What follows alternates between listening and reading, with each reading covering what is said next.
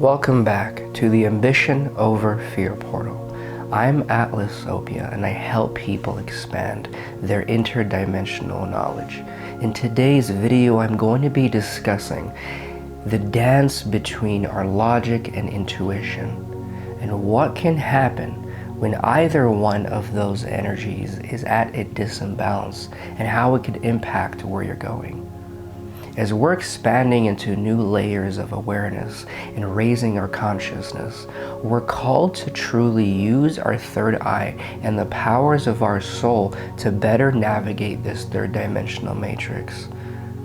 And when logic comes in, it can at times get in the way of that power because it may be tying us to the past based on our programming and what we've experienced and the idea and perception of logic that may be coming from how we grew up and what we have experienced. If you're back on this channel, definitely subscribe.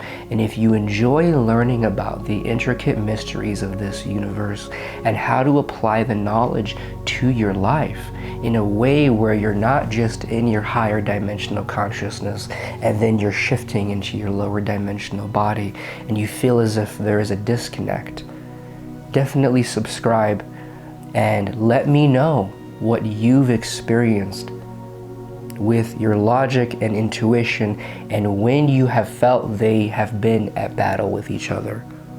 And write that down below in the comments, and definitely give this video a like if you enjoy it and share it to somebody that could also benefit from what is being talked about. So to get right into it is step one, which is understanding the true meaning of the word logic and intuition. Because regardless of how high we have ascended, when we come back down into our body and decide to create in this simulation and integrate what we have learned, we are still being stimulated by our subconscious mind, which is a program of information and beliefs that have been created based on what you have experienced and the emotional reaction you have had to that particular stimuli, which is a stimulation that comes from your five senses. So logic, intuition, and these words and how we relate with them could be off of an old paradigm. So as we join hands and move into the Akashic records, let's talk about the meaning behind these words from a view that is more pure and less involved in our perception. Logic is a masculine energy, and it can move into a divine nature or a toxic nature. Because when we are a formless soul coming into a form that is this matrix, we truly have to adapt to the mechanics of the matrix, which mean how does everything in this simulation that is Mother Earth come together? What is the structure that holds everything in place? And so logic itself, from a place of divine nature, is truly deciding what you see as a truth that cannot be up for interpretation. And so the divine logic is understanding there is sciences of chemistry and physics, and when you're on this third dimensional plane, there is a level of consideration of how the simulation works, which allow you to better operate. So if you take a step off of a porch, you're going to fall down to the ground below because of gravity. You feeling the sun on your skin is going to give you a sensation of heat. There are certain causes and effects, but the troublesome mind can come in to create versions of logic which allow you to see the world through what is realistic and what is not realistic, what is logical and what is not logical, what is possible and what is not possible. And your intuition is truly allowing yourself to navigate the world by moving into the observer state, letting go of defending your identity or controlling your circumstance, and allowing the energy you need that is connected to your manifestations to flow through your body so you can be guided to the right direction and maneuver and choice that you need to make. And that's a feminine energy. Feminine is more receptive and it's coming in. Masculine is more action and it's sending out. And there has to be a balance of both. So step 2 is looking at the divine nature of logic versus the toxic nature of logic, and how you can tell the difference. So first, let's start out with things we all have done in one way, shape, or another. And if you haven't, that's great. Sometimes we can use logic as a way to view the world going forward. We have a certain paradigm, which is a collection of beliefs that allow us to associate with reality in a certain way. And at times, that information of how we view ourselves and the world can come from our subconscious mind, which has been programmed based on what we've experienced in the past. So if you ever find yourself using logic to say, this is how something needs to work, this is what I am capable of, this is what could happen, you start to place limitations on your own abilities to create in this matrix. And the divine version of logic is really using your mind when you're called to do a task. See, we overuse the mind, and that's why we have all been led to the awakening and ascension, because the mind has been a dominant player that really is guiding the way, but the mind is static. It's not updating itself. It's based off of the information that it has picked up on throughout our life. Divine logic is knowing, okay, say for example, you're wanting to manifest something in a particular area of life. In that area of life, there are certain mechanics that come together to make that thing true. So logically, in order for you to meet a new person that is connected to your soul or what you're creating in the future, there are logical steps and actions you have to do to allow the energy to come in. Say you're wanting to create a business. There are logical steps that have to come together for this business to function. Say you're wanting to drive a car or a jet ski or go ziplining. There are logical things that you may have to be aware of on how this piece of engineering works, right? Let's move into step 3, the balanced version of intuition and the imbalanced version of intuition. The imbalanced version of intuition is really an interesting way that our soul can shine because it is all-knowing, but then our mind is sort of really fearful of the last time it has taken control. So it allows the intuition to come in, but you're not having any direction for the intuition. You're not having an intention for the intuition. And when you don't have a structure for the intuition, you're allowing your higher self to be so much in flow that you're not in control of what your future is being created towards, which is fine. I have known a lot of people that lean so heavily on the intuition, but do not have a sense of divine masculine structure, that their life is just going wherever it needs to go.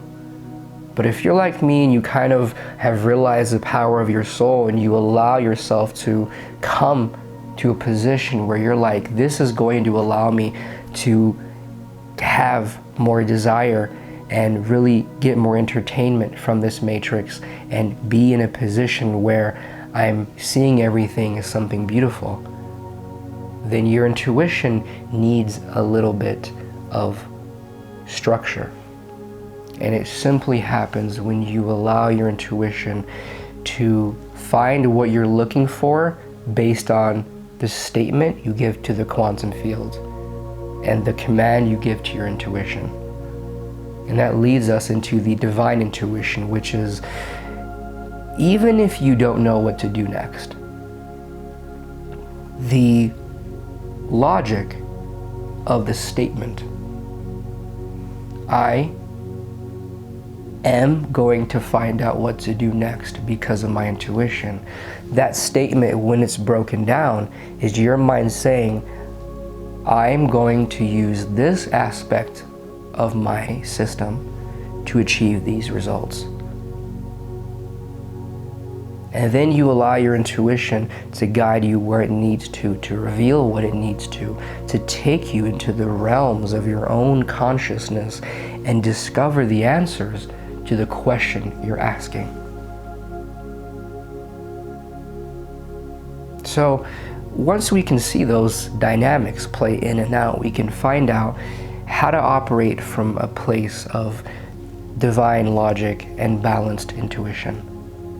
And to go on to step 4 is really the reason that I want you to be here in this video. It is discussing a common situation that happens between our logic and our intuition. And when you find yourself in this situation, to do this, to balance out. So if you find yourself in a situation where your intuition is imbalanced, meaning you don't have a confident sense that you're going to manifest the lessons and experiences and thoughts you need to funnel into a particular desire in your future.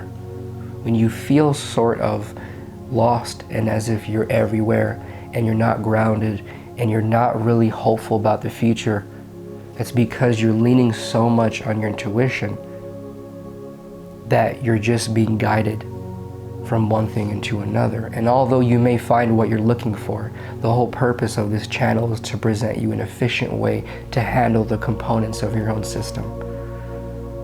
And so when you're in that place, what you do is you tell yourself, if I'm wanting to manifest this, what are the logical steps that I need to do to make this happen?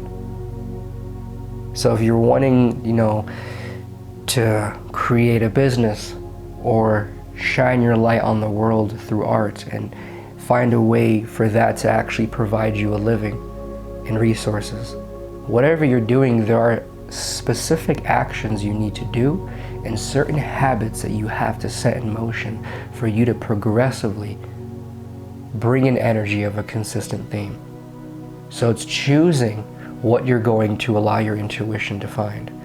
And even if you don't know what to do next, your statement is, I'm going to realize my intuition is my body's connection to my psychic nature of my third eye. Your soul is psychic, your intuition is how your emotions pick up on the psychic information.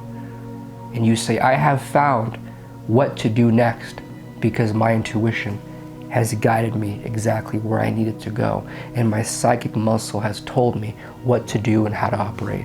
And you can think this to yourself, you can feel it too, but have that structure of language in your brain, because your brain is connected to the quantum field of the universe.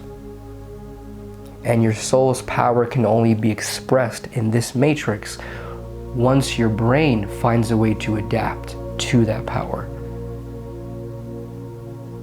Now, if you find yourself in a level of toxic logic, which is you're performing changes and actions in your life, and you're not really feeling the emotion of the action, you're not allowing your emotions to connect to your intuition to let you know how to operate, then you know your logic is being dominant and not in a good way. When you feel that, it is time for you to release the idea that you were wrong for manifesting certain things in the past.